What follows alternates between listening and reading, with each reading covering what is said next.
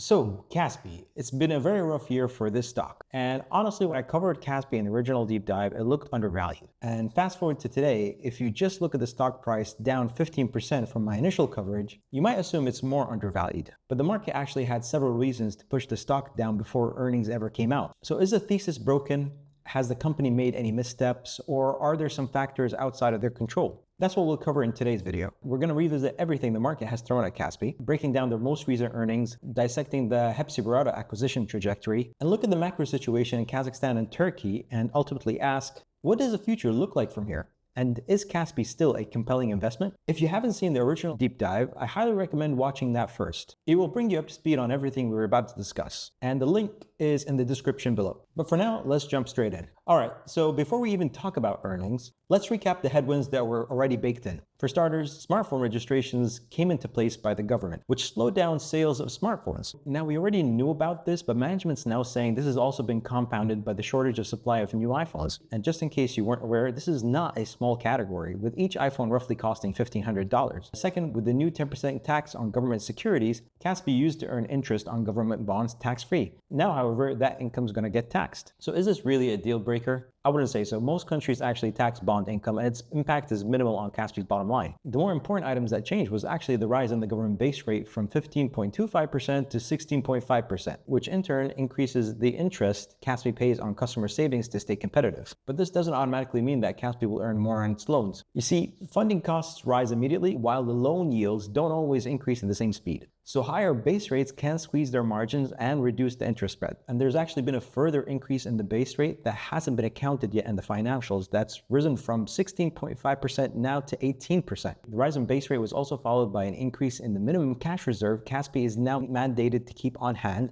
with the central bank. So why does this matter? Because this is the cash that is now sitting idle that was previously earning interest. And you can see the effect this has had on Kaspi's bottom line, with net income down 9% year on year as a result of these four headwinds. And you can argue that some of these headwinds are more temporary than others. Like smartphones, for example, they argue that these are likely to return in the second quarter next year. But there's no guarantee that demand will return when supply stabilizes. If the economy, for example, is going to be weaker, are people still going to be purchasing the latest iPhones? I'm not so sure. But management definitely wants you to see the growth they are having. So this diagram illustrates Kaspi's year-on-year performance in all of the revenue segments that they have. Payments is in the yellow, marketplace is in the blue, and fintechs in the gray. And total revenue in the red has increased 20% year-on-year, and net income has increased 12% year-on-year. And they specifically emphasize that it could have been much higher if not for those pesky headwinds. But the key thing here for me is that this is all excluding Turkey, which is a massive drag on their performance. And we'll touch on that later in the video. As far as guidance, they don't specifically break out revenue growth, which is fine because it's less useful given the acquisition of Hepsiburada now, which accounts for a lot of their inorganic revenue.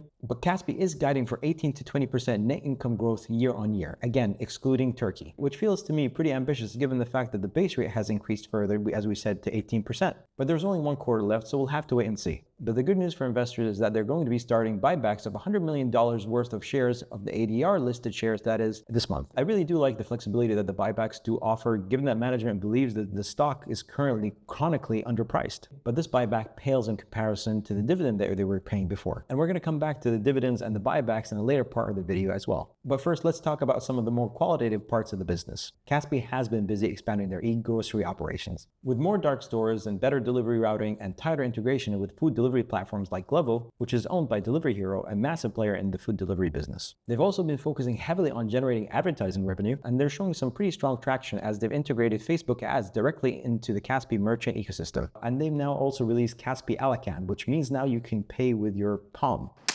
Alakan means palm in Kazakh, and I think that's the language, or Turkish, something like that. Sorry, I'm embarrassing myself here. And this will be free for the first 3 months for merchants. Afterwards, there will be a 1% take rate associated with that feature or service. And in case that wasn't enough, they've also got their AI optimization tools as well, which you can see here. For example, turning this generic kettle into just a more attractive item for customers and hopefully increasing sales for the customers and, well, merchants. And the take rates have improved massively on the back of the advertising services that they're offering, increasing from 9.5% up to 10.3% year on year. And I do think that AI as a value-added service can hopefully help increase that take rate even further in the upcoming quarters. As for payments, there's still a strong payment volume growth, but with a small decrease in the take rate. That's actually fairly normal to see take rates go down. It's all about speed and cost. As for the fintech side of the business, we'll cover that later in the video when we discuss the balance sheet and financials. So what about Hepsiburada? Honestly, this is the part of the investment that remains the most delicate. Remember that Kaspi gained 65% ownership stake of Hepsiburada when they acquired a 1.1 billion stake in early 2025.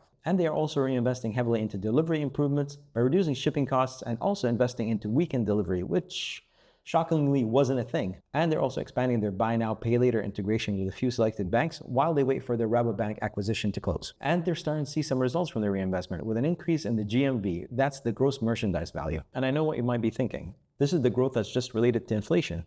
But in real terms, they've actually been able to grow 15% year on year in GMV. And now that brings us perfectly to our discussion about inflation and macro. And normally I would avoid any discussion about macro in my research, but with Kaspi, you can't ignore the macro. As we've already mentioned, Kaspi's raised their base rate again. Why did they do that? Because inflation is re-accelerating to 13%. The bank is citing excess demand in the economy. Interestingly, we can see inflation in the food products such as meat and vegetables, which is being passed along from neighboring countries like Russia. But this isn't Kazakhstan's first tussle with inflation. Over the last 10 years, they've seen levels as high as 22%. So we're not in outlier territory. And you can even argue we're closer to the median than further away from it. The good news though is that historically from the brief data I have since they've gone public, Kaspi has managed to maintain growth in Kazakhstani tenge year on year above the rate of inflation by a considerable margin, highlighted here in blue and orange and red highlighting the interest rate. But there's a problem with this chart. We're ignoring the other part of the story. Since their acquisition of Hepsiburada, we need to consider inflation rates and interest rates in Turkey as well. And this is now sitting at a 50% and 40% respectively.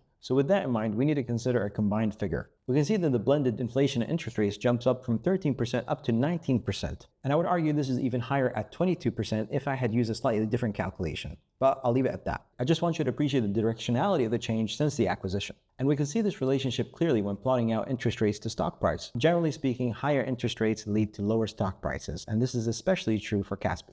I could honestly rest my investment case based on this chart alone, but I'm going to try to make a case for the inflation going in either direction. So let's try to do that. We briefly discussed inflation in Kazakhstan and some other drivers. As for Turkey, there have been some recent economic reforms aimed at curbing inflation, primarily finally raising interest rates. President Erdogan was a staunch opponent of raising interest rates, but he finally gave in 2023. So it's possible that the Hepsiburada acquisition ends up being strategically very well timed. Other catalysts like the end of the Russia-Ukraine war could be a big boon to Kazakhstan's economy, as it would drop the prices of goods sourced from neighboring countries like Russia. But with this war now stretching into its fourth year come next February, if you had been betting on the end of the war anytime soon, you would have been on the wrong side of the trade. Just look at these polymarket odds from the start of the year in 2025 and how things have changed. Now with that brief on macro, let's touch on some of the financials. We're going to be focusing heavily on the fintech side of the business because that's where I believe some of the cracks are starting to potentially show up. Firstly, a quick glance on the balance sheet. We can see here how the minimum cash reserves have shown up on the balance sheet, increasing from 57,000 to 300,000. That's a lot of cash that's tied up that's not going to be earning any interest anytime soon. Now we're going to be going through some of the key banking metrics for Kaspi. Honestly, I'm not a banking expert at all. As a generalist, I try to cover as much as I can, but there might be some areas that I might have glossed over or have interpreted incorrectly. So please take everything I say obviously with a pinch of salt. And because of how detailed this part of the analysis was, I moved most of that discussion to Substack. So for anybody who was interested in diving deeper into the numbers, you can find a link to that article in the description below. But for the video, we're going to quickly cover some of these key metrics. The NPL ratio, which is at 6%, tells us how many of their loans are already in default. And that's also been slowly creeping up over the last couple of quarters. It's slightly worrying, but that's why they have the NPL coverage ratio, which is sitting at 82%. And the NPL coverage ratio is just money that the bank has set aside in case some of these loans go bad. And ideally, this number sits close to 100%. So they might need to increase their NPL coverage ratio in the future, which may in turn hurt their net income temporarily as they move more funds towards more loan loss provisions. This also ties into the higher cost of risk, which has also been higher when we analyze the data. As far as their loan to deposit ratio, that's sitting close to 100%. At these higher levels, there's just less capacity to expand the loan book or comfortably absorb customer withdrawals. But the good news is that despite all this, their net interest margin and their equity to asset ratio or tier 1 capital ratio are still very healthy. That tells us two things.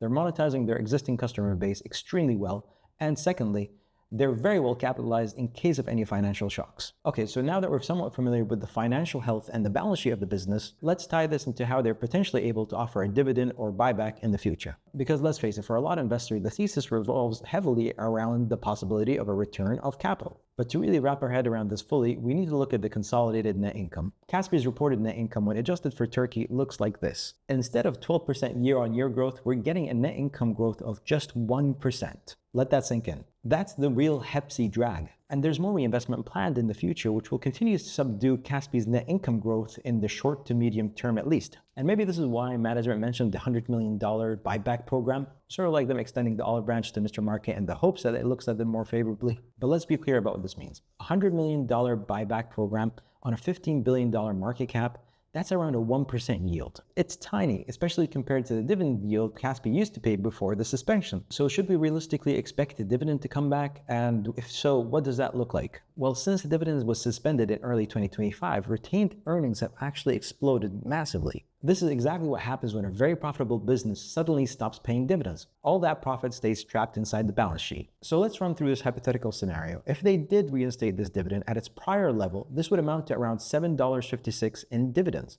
which at the current stock price of around $73, that's more than a 10% yield. And yeah, that would move the stock price overnight. But realistically though, given what we know about the balance sheet and the financial health of the business and the reinvestment story, I wouldn't hold my breath. But maybe there's a faint glimmer of hope somewhere. Here's what they had to say in writing in their latest report.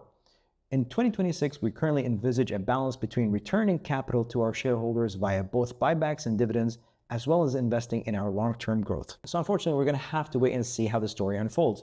But my guess would be we get something like a trimmed dividend. Maybe a 5% dividend would be realistic at these levels, and especially for the reinvestment story that's still going on. All right, so now with everything we know, we can plug everything into our discounted cash flow valuation. Some of you who followed me along so far will know this is my preferred method of valuing a business. Some people commented on my deep dive for Kaspi that my cost of capital or discount rate or hurdle rate was too low.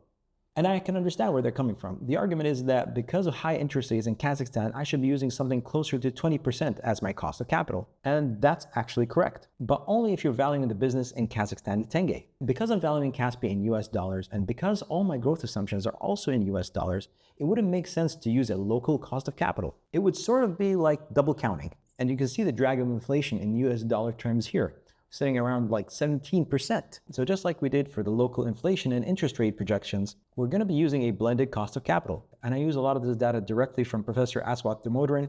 If you feel like you're very unsure about how to get this, you can always reach out to me and I'll try to help you with this as well if you'd like. So with that in mind, I end up with a cost of capital of around 12.5%. And in the DCF that I put together, you can see how this factors in. And by the way, you can get a copy of the DCF directly from my Substack. So quickly, let's run through the DCF together and some of my assumptions. So the first thing to say is that it's very difficult to build a very robust DCF with all the sub-drivers such as take rates and the fintech yield and all the other parameters I might normally do because of how segmented this business is. But for the most part, if we just factor two things in that are most important, the revenue growth and the net income, then I think you should be having some pretty good guardrails there. I started off with revenue growth assumptions of 25% that will titrate down to 5% over the course of 10 years. And I think that's fairly reasonable in the US dollar terms to assume that the growth will be 25% coming down all the way down here to 4%. As for the net margin, now historically the net profit margin that is, used to be a lot higher. However, given the recent changes and the acquisition targets, as I expected before, the net profit margin is likely to keep dragging down. And my assumption is that this is going to be going at least from 25% down to 18%. This is my conservative assumption as well, or at least let's call it, my base case scenario.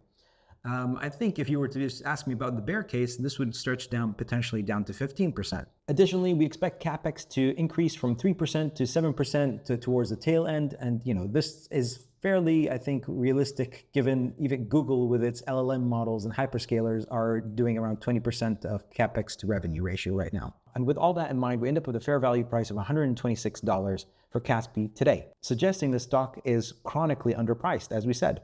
So it's trading at $73 at the time of recording, and that's a rate of return of around 18.4%. I'm going to mention the 0.4 because I think it matters for these types of stocks. You might ask me, well, what about a margin of safety? Well, let's try to compute what that might look like, because the margin of safety comes into play when we suggest potentially inflation actually turns even worse for either Kazakhstan or Turkey. So how could that be reflected in our DCF? Well, we can assume then that the revenue growth is going to be a lot less than it is currently. So let's assume instead of 25%, we're going to be expecting a revenue growth of 15%.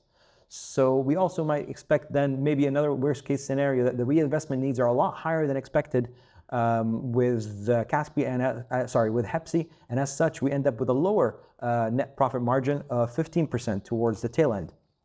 And that will leave us with around 16% for our margin of safety, or bear case.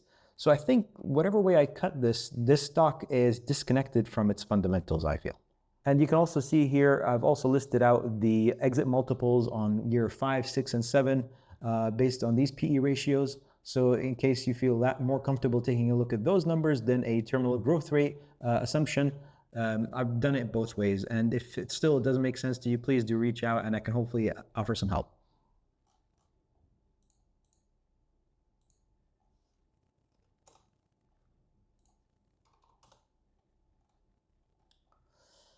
And if we just go back to and for a last glance at the DCF to see what's implied in it, well, the revenue growth of 25% titrating down to 5% suggests a compounded growth rate over 10 years of around 10% or 10.62%, as it is here, which I like to use, obviously, if you've seen my previous videos, Michael Mauboussin's base rates as kind of like my guardrails for deciding if the growth rates are realistic or not. And what this suggests is that based on the base rate revenue growth of 10% and the 10-year outlook, this lies somewhere in the region of the 75th percentile and 90th percentile for the growth, which for a quality business like Kaspi, I think that's not too bad, actually. That's a nice place to be. We're not assuming that it's going to be growing in the 90th percentile, i.e. the top 10%. We're assuming that it's going to be somewhere between the top 10% and the top 25%. And that's my personal margin of safety that I like to go for. And the same thing goes for the net income. I'm not assuming there's going to be any operational leverage. Actually, there's going to be some deleveraging because of their expansion into areas that are less profitable. And we're assuming that the net income is only going to grow at 7.8%, which again, these are very modest assumptions. And we land with the 18% rate of return. Shockingly, still very high. So something's broken, right? So let's wrap up by covering some loose ends. As a Kaspi shareholder, I think one of the most important things you need to understand about the business is how much of the company's shares are freely available. This yellow section here, 28% is the actual free flow of the business. The rest is tightly held either by the insiders or a private equity fund from Russia. So even though Kaspi is a $15 billion market cap company on paper, only $4 billion or so is freely tradable. And this has some real consequences in terms of a lower liquidity, wider spreads, and more difficulty in price discovery. All those things are not inherently bad, but it's something that investors need to be aware of. And this kind of feeds into a thought that I had about incentives. Management owns a huge amount of shares, so they benefit directly from dividends. But the fact that they suspended dividend in favor of growth actually tells you the opposite. So they're really prioritizing long-term growth over lining their pockets, and I can really get behind that. So in closing, is this a broken business or a broken stock? Well, in a way, the mousetrap has gotten slightly worse as a result of some of the permanent impairment they had to their bottom line, such as the government tax. But that was a negative 1% hit to their bottom line, which is a small amount, to be honest with you. So what about the rest of the headwinds? Are they also temporary? Well, I would argue that the cash reserves might be a little bit more permanent, while the base rate changes as well as the smartphones are a little bit more fluid. And does the exposure to Turkey make this an overall better mousetrap? At the moment, you'd have to say no. They honestly just can't replicate what they've done in Kazakhstan anywhere else in the world. So there are clear reasons why this business has re-rated. And this is not a cigar butt in the conventional Ben Graham sense. Yes, it's trading at a PE of 6, but it's growing in excess of 20% year on year. And it might be a business worth holding for the long term. So you're ultimately getting a cheap value stock and a growth stock at the same time. And at these levels, things look very promising. Famous last words, obviously. And I hope you appreciate the possibility of inherent bias associated with the sunk costs of research involved on my side. So please do your own research before considering any investment, and this is not financial advice. And until next time, take care.